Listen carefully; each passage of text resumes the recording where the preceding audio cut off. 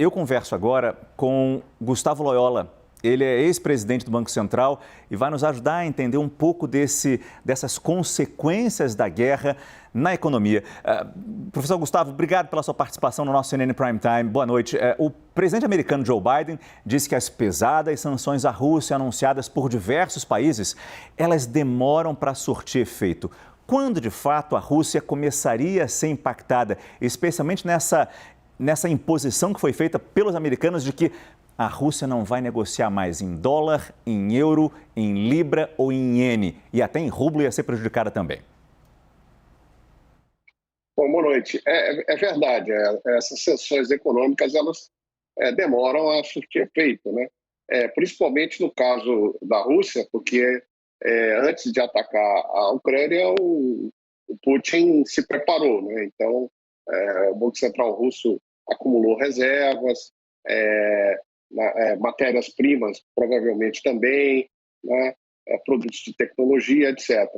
Mas, ao longo do tempo, começa a prejudicar. As empresas começam a ter maiores dificuldades para importar, para exportar. Os investimentos caem, né? Pode haver eventual falta de insumos, matérias-primas. Enfim, isso tudo vai depender, obviamente, da extensão da guerra, né? Duração. Do conflito, e o grau de adesão de terceiros países. Por exemplo, existe uma aliança aí, né, entre a China e a Rússia, pelo menos há um certo alinhamento. Então, a China pode servir de escape, né, para alguns algumas dessas sanções, né?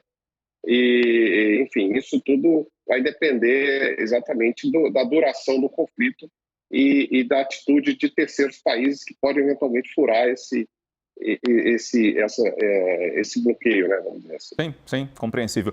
Professor, deixa eu colocar o Fernando Nakagawa nessa conversa também. Naka? Obrigado, Márcio. Queria ouvir do senhor a percepção que o senhor tem como alguém que ocupou o Banco Central sobre como as autoridades monetárias podem reagir a esse cenário. A gente tem as primeiras indicações de alta de preço das commodities, moedas se desvalorizando como o real, mas a atividade econômica pode ser prejudicada. Nesse balanço, o que o senhor parece mais provável para o senhor? Que os bancos centrais acelerem a estratégia de alta de juro ou botem o pé no freio e adiem essa alta? De fato, a agressão russa à Ucrânia agravou muito a situação dos bancos centrais, né? Por quê? Porque o mundo já vinha num processo de inflação em alta, né? A oferta no mundo não se recuperou da crise da Covid, né? E a demanda está muito aquecida em muitos países, como, por exemplo, o caso dos Estados Unidos. Então, já havia esse dilema, de certa forma. Esse dilema foi agravado. É uma situação bastante complicada. Eu diria que a tendência do Banco Central americano e provavelmente do europeu também é de buscar reduzir, de fato, a inflação, ou seja, vai buscar aumentar os juros, continuar aumentando os juros, continuar não, porque nem começaram, né, mas manifestar a intenção, ou seja, aí nessa trilha, mas talvez com algum cuidado, alguma cautela adicional. Mas a inflação pode causar muito estrago, né? E portanto, eu acho que tem que haver uma redução da demanda nos Estados Unidos principalmente nos Estados Unidos, né, que está mais aquecido, mas também, de certa maneira, em alguns outros países. A gente vê uma preocupação muito grande de Joe Biden no discurso dele, professor, e a Heloísa Vilela, eu destaquei isso com ela, de falar para o público americano: calma, não vai ter aumento de combustível, estamos preparados para isso, estamos nos preparando para isso, não se assustem, americanos. Aqui no Brasil, quais são as consequências que a gente já pode ver nos próximos dias, fora essas que o Naka já falou? O que a gente pode sentir aqui desse conflito? O Brasil, no curto prazo, eu acho que a maior impacto é exatamente para a inflação, né? Ou na inflação. A questão dos preços internacionais do petróleo e do gás. E esse aumento refletir aqui no preço em reais, que já está bastante elevado, né? E sofreu fortes altas nos últimos meses. E, portanto, agravar um pouco o processo a inflação aqui no Brasil, né? Eu acho que esse seria vamos dizer assim, a consequência mais direta. A outra consequência poderia ser uma eventual desvalorização adicional, maior da nossa moeda. Agora, há fatores que beneficiam o Brasil no curto prazo. O Brasil é exportador de commodities, né?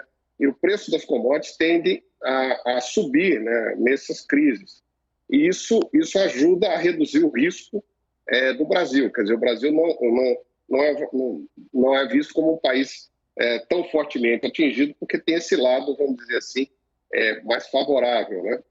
A longo prazo, a economia mundial pode diminuir o crescimento, sofrer com o agravamento e continuidade dessas sanções e tal. E o Brasil, evidentemente, como o mundo inteiro, vai sofrer com uma redução do crescimento econômico. Mas no curto prazo, eu diria que a questão inflacionária é a mais preocupante. Naka. Sobre essa consequência de inflação e a reação dos bancos centrais, o senhor acha que a recuperação da atividade econômica, a volta do crescimento das economias fica comprometida? Especialmente se a gente olhar para o Brasil, país que deve crescer ali na linha d'água, bem perto do 0 a 0 em 2022? Eu acho que pode ter esse efeito, sim, né? Principalmente se houver necessidade de se elevar os juros, né? Por causa da inflação. Isso pode, de fato, ser um balde de água fria no crescimento de várias economias, né?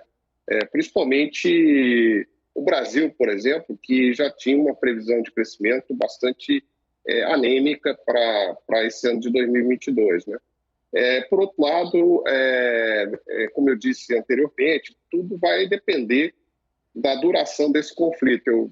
Eu vejo que se ele for um conflito mais curto, como foi, por exemplo, a invasão da Rússia à Geórgia e tal, algumas situações que a gente viu no passado, isso, eventualmente, esses efeitos são mais passageiros e o preço das commodities pode voltar ao seu patamar anterior, né?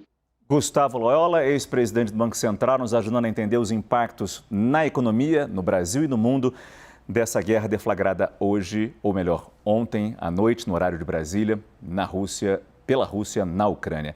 Muito obrigado pela sua entrevista e boa noite. Boa noite.